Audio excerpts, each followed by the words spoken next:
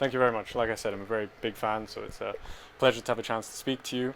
I know you've done a lot of interviews, and I've watched a lot of them, so I'm going to try not to ask you too many questions that you've been asked already. Oh, thank you. But maybe just a few to give an overview to our viewers. So to begin with, if you wouldn't mind, could you tell us how you met the band, and maybe the highlights of your career that got you to where you are now? So, yeah, I know you won a competition in Ukraine. Well, I remember for example. I answered this question already, but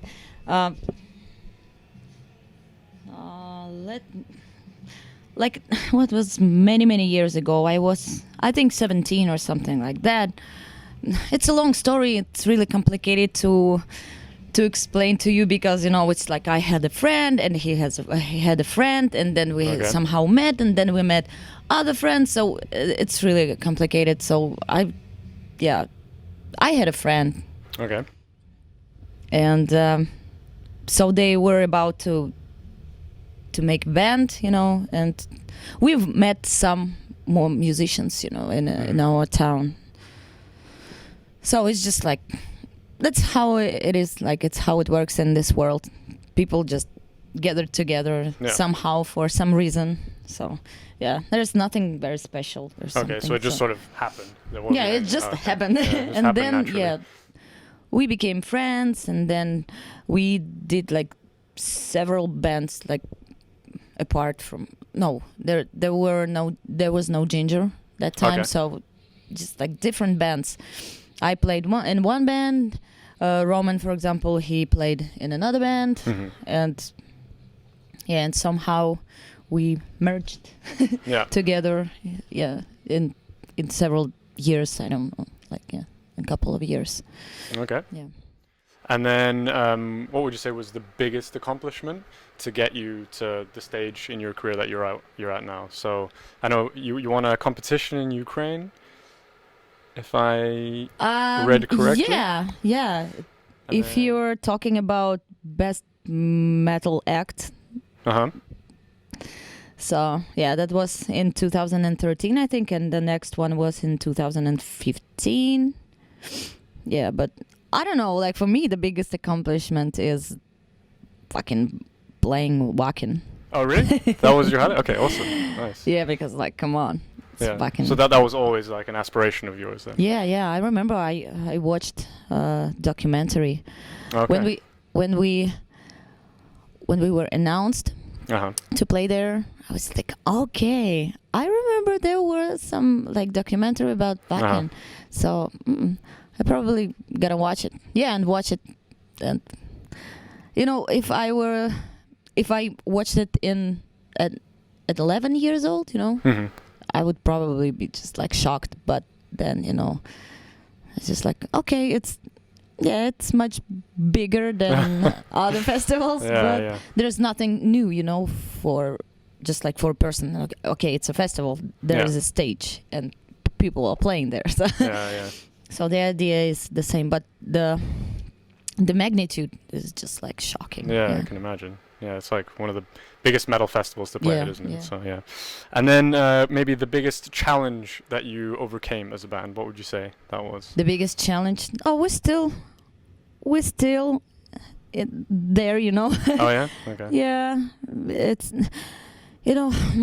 really hard to say. We had a really shitty events in our life as a band. Okay. Like I'm a little bit tired to talk about it, but you probably know the story about our drummer who broke his spine. So yeah, I think that was the biggest one. Okay. To overcome. Yeah, and I don't want to talk about it because like let's not give this event like more energy. Yeah. There's a lot of positive things to celebrate. Let it be bygone. Yeah. Fair enough. So yeah, Macro came out not too long ago. Can you summarize some of the lyrical themes from Macro? Okay, but specifically what song are you interested in? So there's no specific theme throughout? No, there's no concept. Just like every song, almost every song is somehow connected with songs from Micro. Okay. Yeah. Fair but enough. they are not connected with each other. Okay, fair enough. So yeah, there's a section where you sing in Russian on Macro, and I believe the last time you did that was Cloud Factory. Yeah, right? yeah. So there's no Russian on King of Everything. No. So what made you decide to do that, and are you planning on doing that more in the future? Do you think, or? I don't plan anything. Fair enough. Yeah. Okay. So it just happened because the song spoke to me, like the melody spoke to me. Okay, it sounds like Russian or Ukrainian folk music, the beginning. And so, and it reminded me of my parents and my hometown. So I thought, okay, that would be great if I started like at least 4 lines. I would sing in Russian. Yeah. Okay. So that's it. Yeah. Well, yeah, it's a nice flavor. And the song is about, it's basically about childhood and parents. Oh, okay. Yeah. Okay, that's interesting. Thank you. So on this album, like all your albums, you incorporate other genres as well. So I'm interested, is there any genre that you haven't incorporated that you'd like to in future? Or are you happy currently with how many genres you've got going on? I cannot speak about musicians, about the composing music. Okay. Because I don't compose. Okay. I only go with the flow. Right. So they bring me some tracks, the rough ideas or I don't know, demo versions of the tracks, and then I think it over and think what kind of genre I want to include. So it's really hard to say. It's always like this, and when I record vocals, I usually improvise. So there's no plan. There's no plan. Right. So you just go with what feels natural to the music. Yeah. Because I'm not fond of any genre of music, because I don't even know them all. Okay. So that's probably I cannot tell you. Oh, okay. I cannot tell. Because my next question was actually going to be, if you didn't play metal, what genre would you play? But if you don't have a strong preference, no, I do. I would probably sing maybe rockabilly or jazz or funk or blues. Yeah. Okay. Yeah, because you've got those flavors in your music as well, don't you? Yeah, that's what I like. Yeah, definitely. Okay, and then you were talking about your family before, so I was just curious, what's your family's reaction to your music? Do they generally like your music, or are there any members that maybe don't understand? No. They like. They're being supportive, and but it's just like my brother is more into metal. Well, he used to be more into metal when he was younger, and he also. Video guy, he is a director also. So yeah. Okay. And what kind of stuff does he direct? Different. He used to work on TV. Yeah, he did some TV shows and stuff like talk shows. Yeah, but and so he from time to time he just like texts me and say like, okay, I'm listening to Macro right now. I was like, okay, what do you think about it?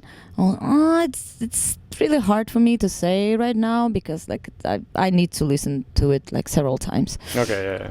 But he said like, no, so far I think good. The best albums are like that though. That you need to listen to them a few times to fully absorb them. Yeah, probably. But yeah, no, it's a great album. That's how it was with me and Tool.